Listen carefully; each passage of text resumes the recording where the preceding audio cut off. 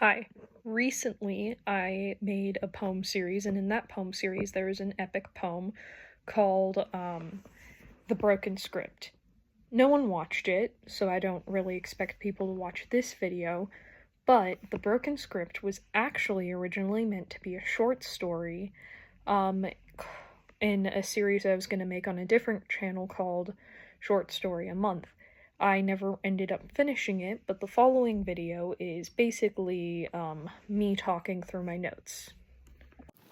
Hello, I was going to make a video for Short Story a Month, but this month I didn't really get it that far, and I have 2 days left to complete it before I was to send it to my friend to voice over it, and I've gotten little done, so I'm just going to tell you what the story would have been, how I went through the process, and maybe next month I'll actually get somewhere.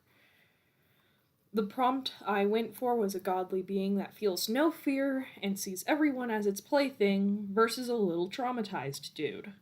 And this was my brain dump. I was going to do a story about a book that controls you. That was gonna be my prompt, but this sounded way cooler, so I actually gave up halfway through the first day to do this instead. When I was younger, I was told it was impossible to make a truly fearless character. Challenge accepted. I think it'd be cool to capture that for to have them to capture a William. Short pause. I'm gonna explain what a William is. A William is one of my kind of like stock characters. I created a character named William a while back. He was a servant, he was very traumatized, a lot of things going on for him. But I kept making characters inspired by him, and I've called this the William Tree. I'll go more depth into this later, maybe, but not right now. But then the fearless character learns about William and why he fears so deeply and stuff. Anyway, along to the characters.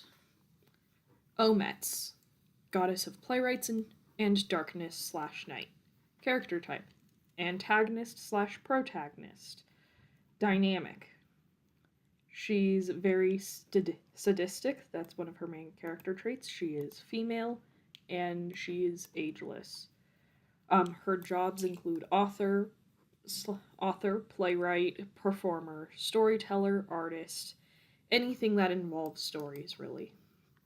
Her powers are that she can do almost anything. I'm thinking something like she has the power of Nyx, but like also stories. I didn't really go through this that much, but I did intend to go back in there and clarify what her powers were. Her backstory is that she was the first god, though she chose not to join them. One of the first gods, though she chose not to join the main pantheon, because they made a vow to serve humans. She thinks humans are beneath her. She has no parents, no partners. She has some siblings. They don't really care about her though, and this has drove her to an apathetic state. And then I said a song that describes her was Jack's Toy. Her motivation, base level, was boredom, though deeper, she was abandoned by everything and no one ever punished her for her antics, so she just assumes this is a good way to act. This doesn't excuse her lack of empathy, but it makes it slightly more tragic. Ezra, servant of a merciful king before taken by Omet, his character type is protagonist and dynamic. Like all Williams, his defining trait is his empathy and his kindness. However, in contrast to the other Williams, he has a bit more backbone than them. Um, Other Williams will often just sit down and take what people throw at them, but he does not. He is male and 21-ish. I don't specify his age, but it is like clear he's on the younger side of adult. His job is servant slash slave. He doesn't have powers, and his backstory. He is a slave that has served two past masters before Omets kidnapped him. Master 1 owned him from the ages of birth to 13, was very cruel, and this is the deep reason for most of Ezra's fear. This master had him beaten for small mistakes and caused him trauma induced OCD. I actually did some research on that, and it is a thing, though it's very uncommon. Master 2 was very kind, merciful, and nice. He's a king, and there's not much to say about him. He's just a guy. Um, then, after both of these, Ometz kidnaps him, and he kind of lives with her for the rest of his life. I think it'd be funny if sometimes he fears her, and sometimes he's just so done with her, which really does describe what story I did eventually come up with. A song that describes him. I didn't come up with one. I couldn't think of one, though I later made a playlist and I could probably search through the playlist for one that describes him. His motivation, baseline, a general will to live and empathy. Deeper, I don't think there is a deeper motivation. He just really wants to make Ometz a better person. Rosie and Turner, I did them in one thing because I couldn't really separate them. But this is about them. They're twin servants of Ometz, made by her to serve her. They're both chaotic, but they have a few main differences. Turner is more down to earth, and Rosie is more of an iPad kid, but beyond that, they're basically the same. Rosie is made to represent the domain of playwrights, so, like, I thought, like, she has two servants because she has two domains, so Rosie is meant to help her with the playwright domain, where Turner is meant to represent the domain of night and darkness. The idea came to me a while ago that maybe it'd be interesting if both of them referred to her by a different set of titles to show how they both see her differently. Rosie sees her as a benevolent, amazing creator and goddess. She is a bit more naive to the cruelty the goddess participates in and is closer to worship than casual, so her titles are My Lady, Your Radiance, My Goddess, My Queen, and then I gave them both like a more complex title, so to speak, and that is Mother of the Stage / Mother of Night. Turner, however, sees her more like a boss, notices her cruelty and sadism, but rather than disapproving of it, he kind of takes pleasure in it because he also is kind of sadistic. So his titles are more casual. Your Grace, Lady Ometz, he's not afraid to name drop. Master, that's a title anyone can have. Director, a title anyone can have. And author of all. How the world works, gods rule one or two domains. They have magic attached to their domain. Gods can create servants or choose mortals to serve them. Most gods of the original pantheon do not have servants as they feel it is wrong and immoral to make mortals work for them. The gods have to actively run their domain. If they leave it unattended, it won't function and all the other gods bully them into it. This is the closest thing they have to accountability. If a god abandons their domain, it stops functioning entirely. Example, Storm Goddess stops controlling her domain, no storms longer happen, drought occurs. How does running the domains work? I imagine it's different for every god, but Ometz, she runs night by going into this nothing abyss that and focuses her energy on night. She runs playwright domains by giving her blessing or cursing playwrights as they are being ran and written. As a form of prayer, Ometz hears any prayer as it's said to her in her head.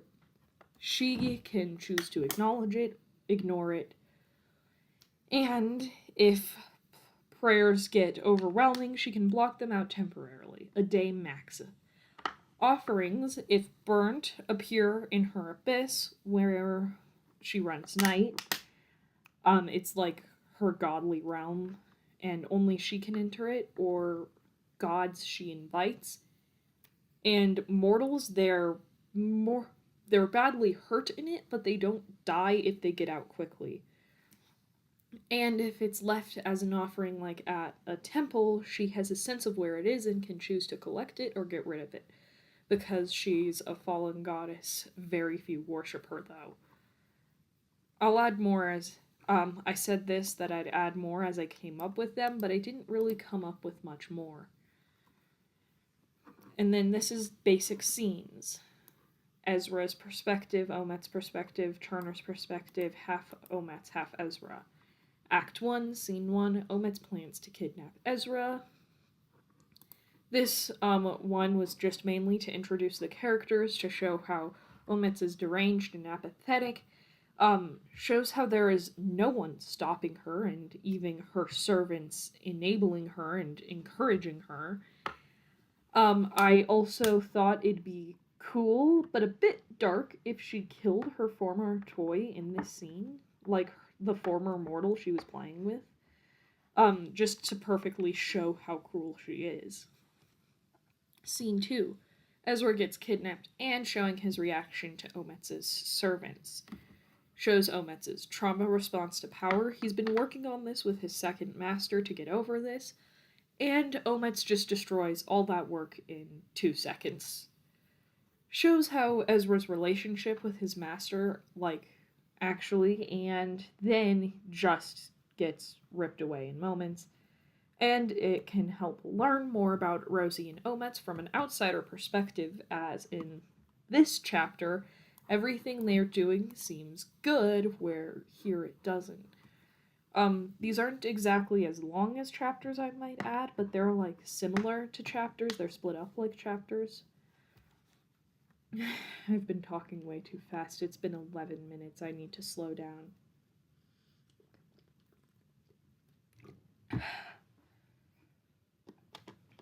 Scene 3. Omet's meets Ezra. Omet's just plays with Ezra, so it's, again, to show her cruelty. This doesn't really introduce new concepts, but reinforces already established ones. And this shows how Ezra is different from Omet's other toys. After a little bit of time of thinking this over, how I do this, I finally decided how it would be is, for the first half of this scene, he speaks and acts exactly like all her other ones, because she's basically scripted them out at this point. But towards the end, he breaks her script without realizing it, and Omet's just thrown off entirely. And I thought this scene would be cool if it was over a dinner. Scene 4, Ezra speaks with Turner and Rosie, but mostly Turner. Ezra gets to know Turner and Rosie and how they see their master. This could do a lot for the narrative if done right. Maybe a good time for world building. Ezra gets Turner to actually speak and answer his questions, so Ezra could use this as a chance to ask about the domain, why Ezra's like this, and maybe learn a bit about it. And then Scene 5, new daily life for Ezra. This is just to show how his daily life works now that he is captured by Omet's. And then Act 2. In Scene 6, Omet's gets more and more annoyed by Ezra breaking script, to show how much this is affecting Omet's and to open the door for Omet's to possibly change. Omet's slowly finds herself more and more attached to Ezra because he's intriguing and new, and she hasn't had anything interesting in a very long time. Scene 7. I didn't learn how to say that word. It's just Hebrew for celebration, but I needed a holiday. Whatever. It's Hebrew for gathering. Celebration? Gathering? I'll check.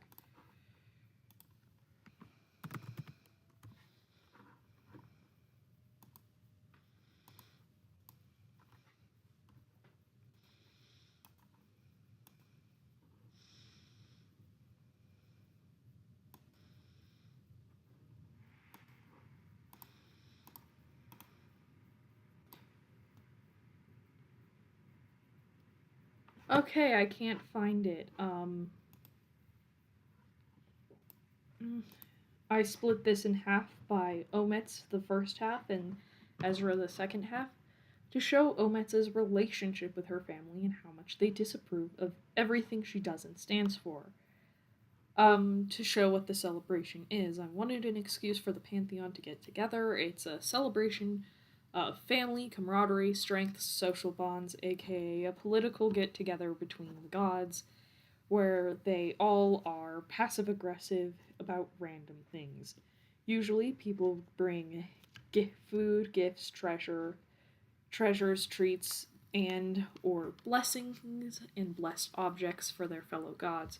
Mortals celebrate it through prayer, rest, and giving offerings to the gods and treats to the kids. Usually, it's some big extravagant thing they wouldn't normally give the child. Mainly, this scene will have Omets bringing Rosie, Turner, and Ezra to the gathering. Gods, the gods passive aggressively shame her for having servants, and one of them asks Ezra if he's another poor victim. Yet again, Ezra breaks script by saying, "No, I'm her boyfriend." He says this because he doesn't want her to feel less than, even though he should hate her and everything she stands for. She does tell everyone that it's a lie, and he starts laughing, saying he isn't, but he wanted to mess with them. Scene 8. Omet starts finally realizing she genuinely cares for Ezra. This is exactly what it sounds, no further comments. Scene 9, Ezra breaks the new script. So, by now, Omets has kinda learned Ezra's new script. Sure, he wasn't following her script before, but she's learned how he acts now. With a mesh of fear and stubbornness, he breaks it again. And, it's breakfast and she's messing with him, and he tells her to just leave him alone. She doesn't like this. Scene 10, Olitz has a panic attack, and night happens a little too long. I don't feel I need to explain Omet's having a panic attack while she's running night, and running it a little too long, and the panic attack is... Give me a minute.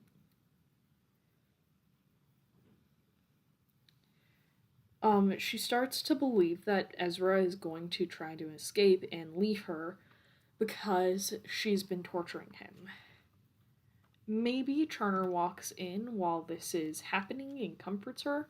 Also, the sun god, Alton, comes over complaining about her messing with his domain because he can't start day if she's running night.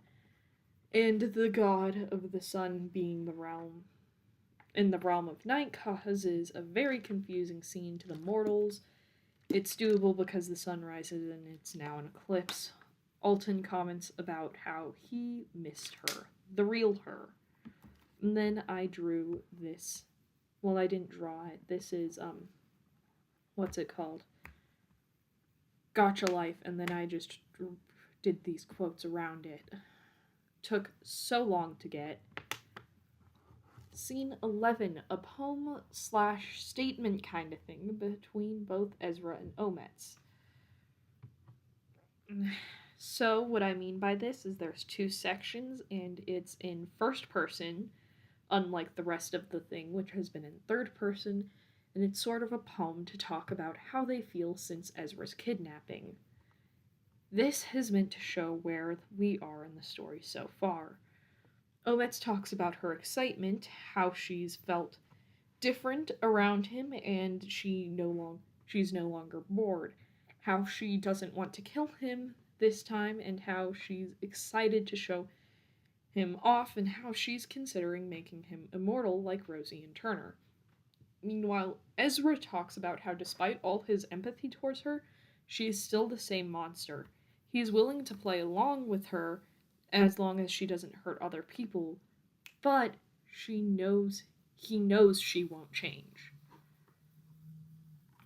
Scene 12, the first real conversation between Omets and Ezra. This feels obvious, but it's to show how Omets wants to continue. She offers him immortality, and he asks her why she's been different, kinder, and she confesses love. He's brutal, tells her that he doesn't love her, but believes there's good in her. Until she changes, he cannot be in a relationship with her. Scene 13. Rosie and Turner talk with Omets. She says she wants to change Turner, doesn't take this very kindly. Shows a shift in the narrative and shows how Turner still prefers the old Omets, that still likes the torture, the pain, the cruelty. Rosie follows blindly. It shows absolutely nothing about Rosie. And Omets is ready to change. It shows. Ugh. It shows that Omets is ready to change. Maybe around here, her outfit could change into something more friendly rather than her other one. Scene 14. Over time, Omets's change. This is half Omets, half Ezra. It's going to be over the course of a year, but is exactly what it says. This is the big emotional resolution. She makes an effort to become a better person. Scene 15. Omets joins the big pantheon. She takes the oath and that she once refused to take, and it was back when the pantheon was created. It's because Omets refused to join the pantheon before because she wouldn't serve anyone but herself, and ends up joining because she wants to serve everyone, mostly Ezra. There will be no emotional payoff for Turner, accepting her new change, unfortunately. Could be another short story of the month for the future, maybe. That was a lot. I really didn't need to say that much.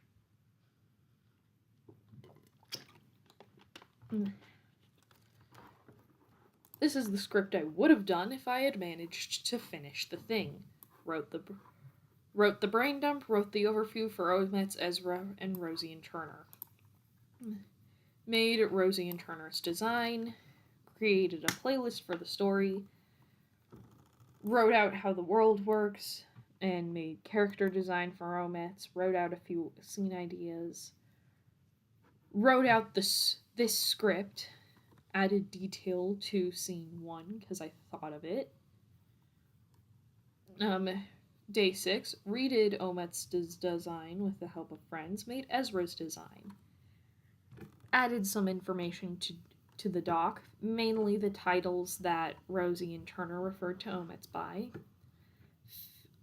Friend finished making design for Omets. Day 8, I took a day off. Day 9, I worked on Omets' position for the future of the book, wrote out what I did on days 6 to 9 off screen, and decided that Rosie and Turner represent different parts of Omets. Day 10, worked on scenes 5 through 15, added images to the Google Doc, organized things, and went to the library to work on some scenes. Color coded and chose perspectives. Day 11, made my goal to write the outline for every scene in this day. But I did not end up doing that, and got the first two scenes wrote out, but no scenes actually wrote. Day 6 to 12, forgot to record, but I got scenes 3. Then I kinda didn't have time to work on it up until now, the 23rd. So, I don't think I have a chance to finish this in 2 days. Here are the images I made. Omets' design, Ezra's design, Turner, Rosie, Omets having a panic attack.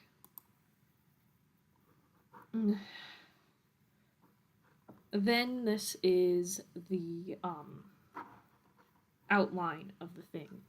The intended style for each person's perspective. I wanted to make Omets' more internal to show her thoughts, her emotions. She's very self-centered, so her chapters should be as well.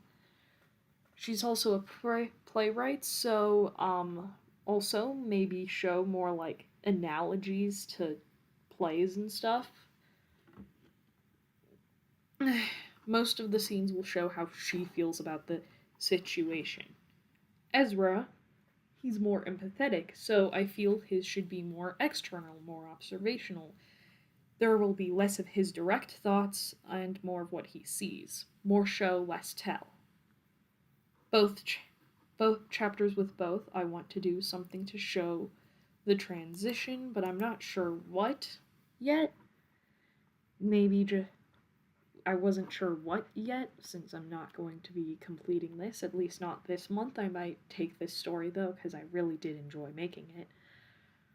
Turner. In the one Turner chapter, I want it to be in first person and maybe more omniscient, because he is somewhat in tune with Omets's thoughts. Omets can read Rosie and Turner's thoughts as well, but she's more self-centered, so she doesn't. Maybe once or twice there's an important thought of theirs to show, but other than that, I don't think there really is. Act 1, Scene 1. Perspective, Omets, third person limited.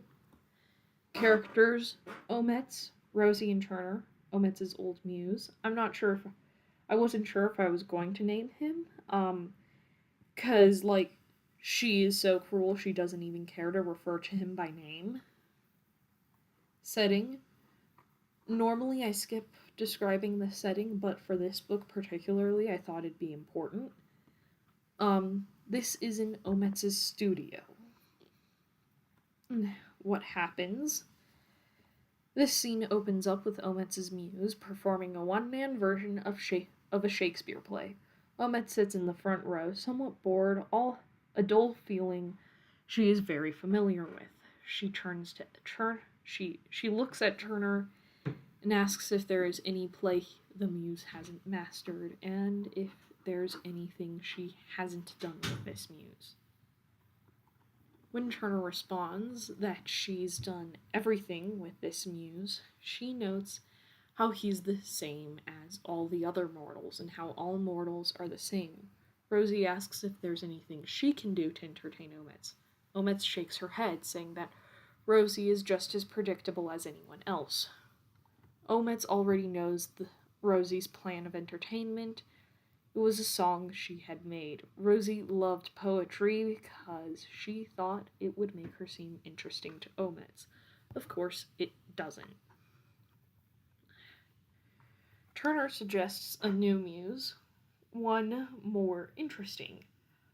Omets says, sure, but deep down she knows at the end of the day nothing is going to be new with this muse, and he'll just be like the other millions of faceless mortals she's kidnapped, and just like them, he'll die all the same. Turner suggests a mortal named Ezra that he's been tracking. Ezra has had a more unique past than all of Omets's other muses and might be more unpredictable. That's what Turner always said, and yet it never ended up being true. Regardless, Omets asks about this new mortal.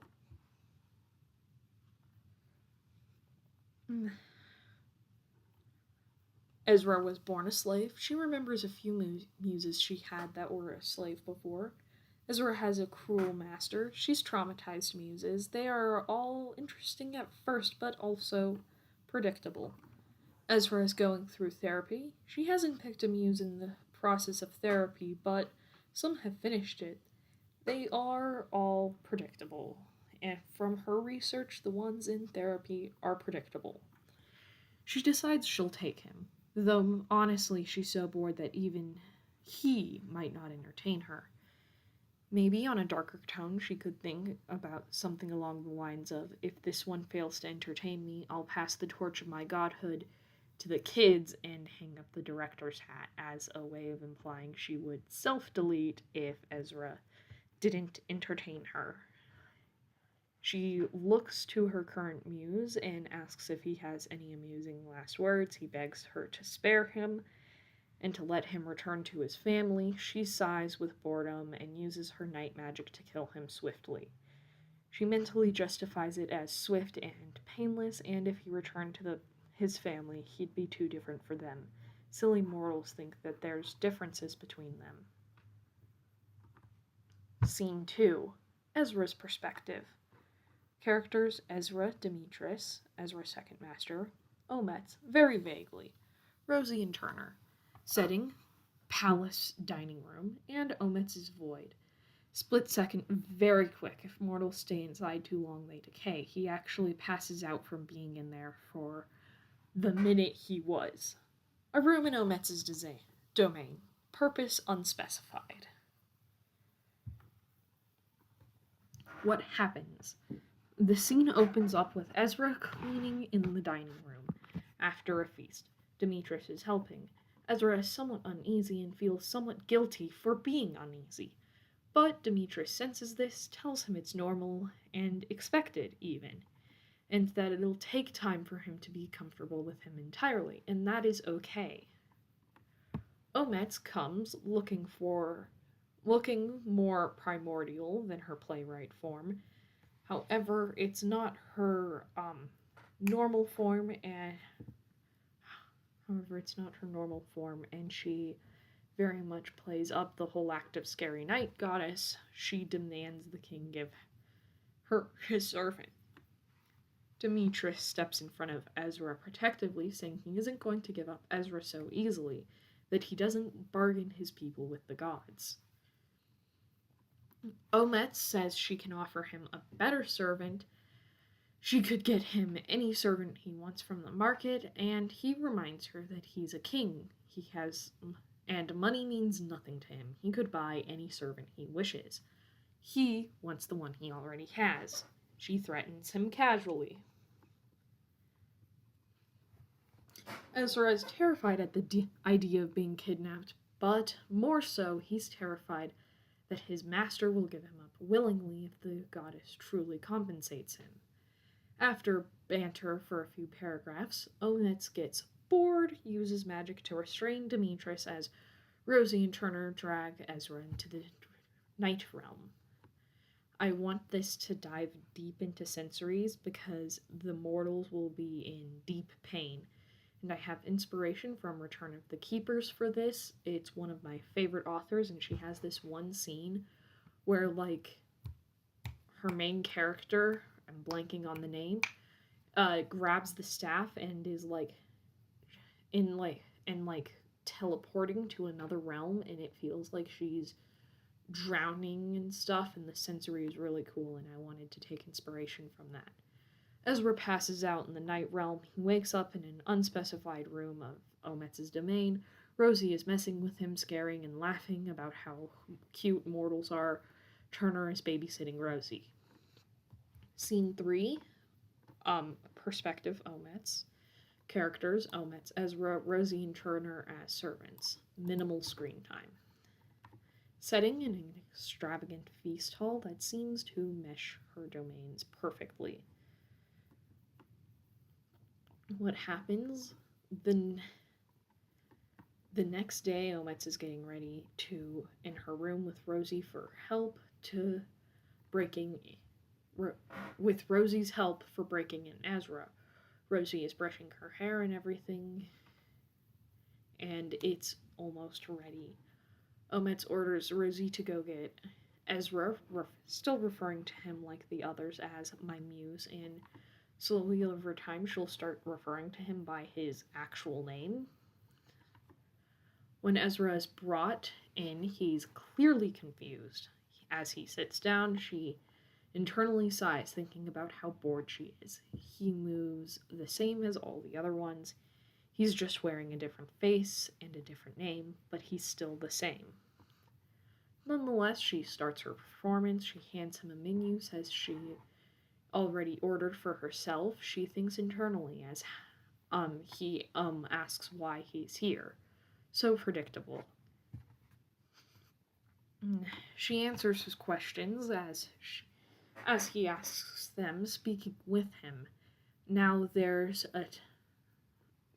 times to skip the basics and get to the deeper part where he explains why he's unique, or if there's a certain quality about him that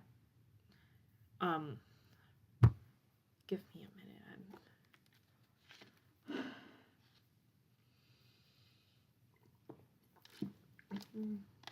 minute. where he explains why he's unique, or if it's a certain type of mortal, he'll ask about her. This one is the latter. She answers his questions dully. Bored. So bored. Now for the hate. But rather than saying something of hate, he says she seems kinda lonely. This stops everything. She stops everything to ask how he did that. Confused, he asks what he did. Omets asks how he broke the script. All mortals either beg or hate her. They don't make observations. Mortals are far too stupid for that. Ezra casually says that not all mortals are alike. She is so confounded by this mortal, 'cause mortals are all alike.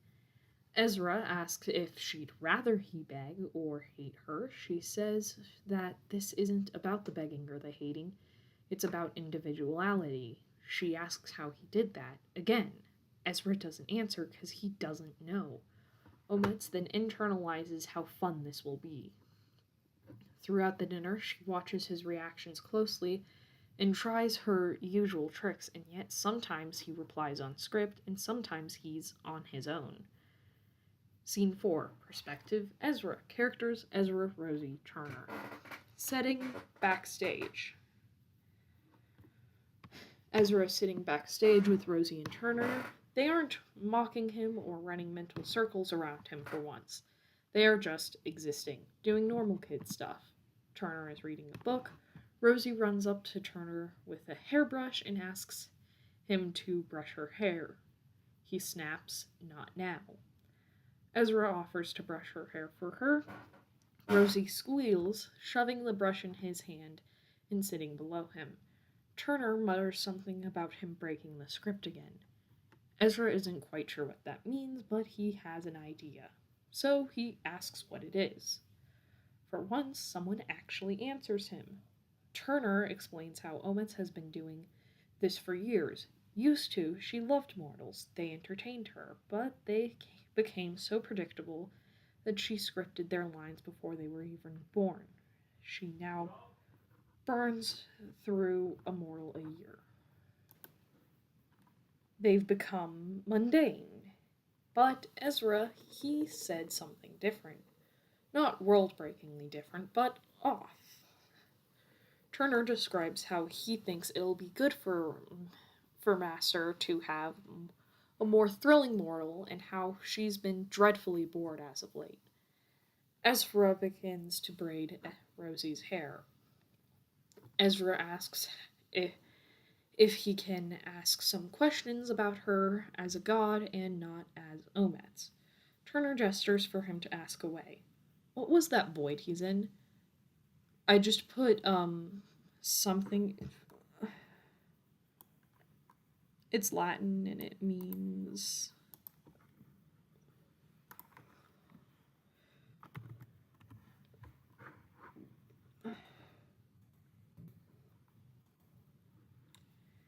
Nocturnal abyss. That's what I thought. How Omets runs night. How does Omets run night?